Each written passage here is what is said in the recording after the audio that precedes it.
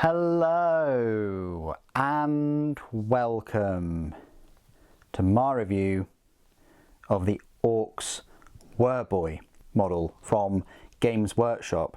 Now at present, it being Orktober, the only way of getting hold of this unique Psychic HQ choice is via the Orks Kill Rig box set. That's why I've got the box set there and the Kill Rig to the right. Now that set will cost you £78.50. So if you really want to get hold of this Beast Snagger Psyker, you're going to have to pick up this set. Now that's not to say he won't be available separately in future. However, what I will say is his parts are not on a separate sprue in this set. They are part of the kit. So I do question whether they will eventually do that. But if he is released separately, I would probably expect him to cost about £20 though. So the format of this review is I will have a look at the Wurr Boy in great detail.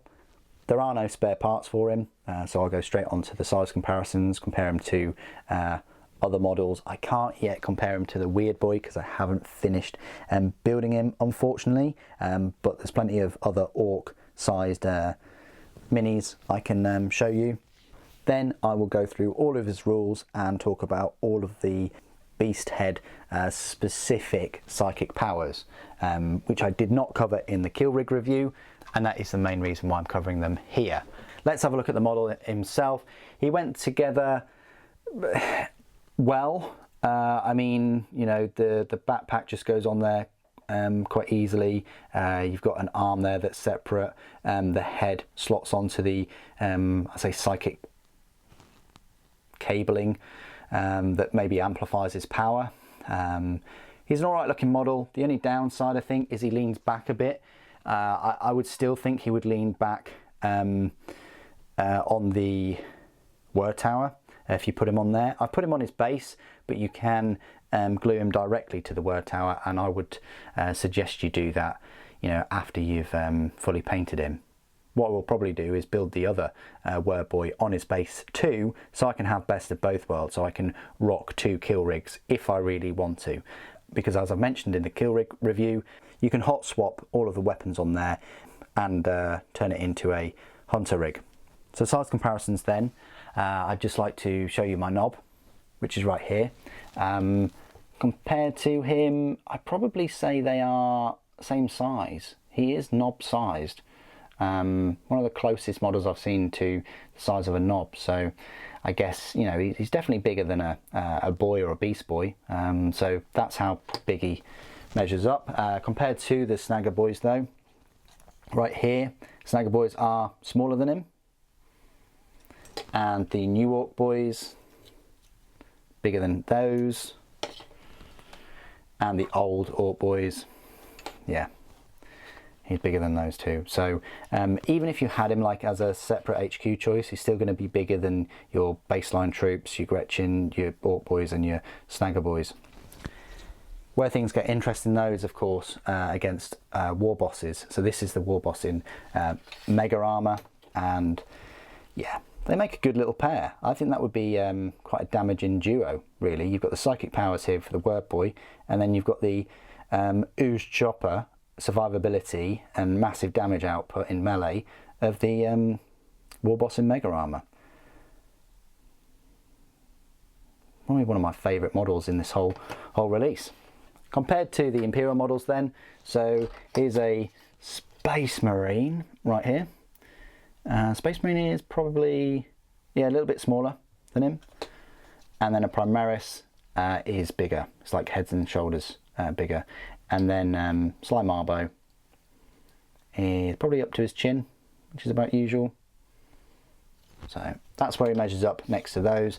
Against Firstborn Marines, he's going to kind of blend in, but against Primaris, he's going to look a bit small next to you know, any more than 5 sort of Primaris Marines, let alone aggressors or lieutenants or captains. So this is my part of the review where I will go through all of the rules for the Wurr Boy, including all of those juicy psychic powers. So as you can expect, you'll find the Wurr Boy in the HQ section of your brand new 9th edition codex.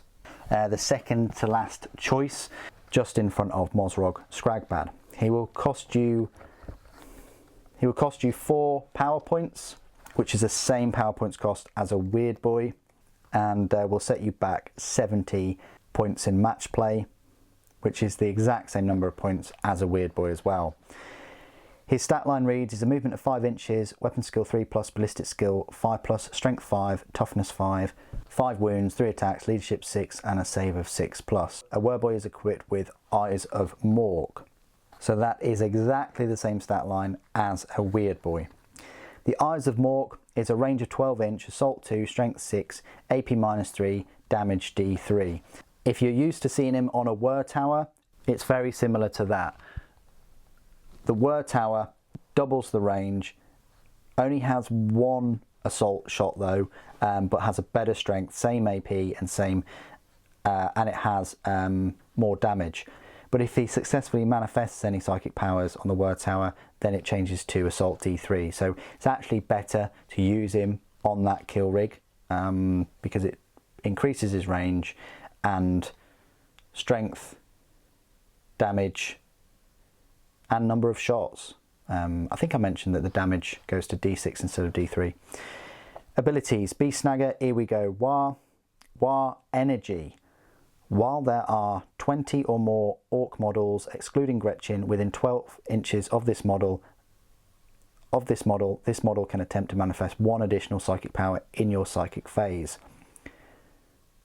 Interesting that, because you need 20 or more Ork models. So for a unit that has the Beast Snagger keywords, it is odd that you can't have more than 20 Beast Snagger boys in one unit, but I guess you could have 40 surrounding him, so that counts as well. I mean, it's a big bubble. It's a 12-inch bubble, this ability, and they don't have to be Beast Snaggers. They can be normal Ork boys as well. So yeah, you could have 60 Ork boys around him, and if that's the case, if there's more than 20, you're getting an additional psychic power.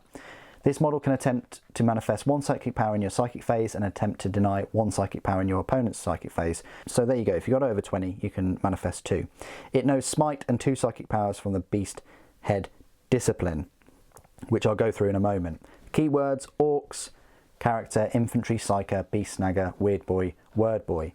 How does he compare to the Weird Boy, firstly? Well, the Weird Boy has a Weird Boy staff, so it doesn't have that 12-inch range that the Wurr Boy has. But the staff does increase his strength to 8, it is an AP -1, and it is a damage of D3. I don't know about you, but I'm happy to have the Eyes of Mork instead, because you're getting the 2 shots and you're getting a nice juicy armor penetration of -3, which is pretty good for a psychic power.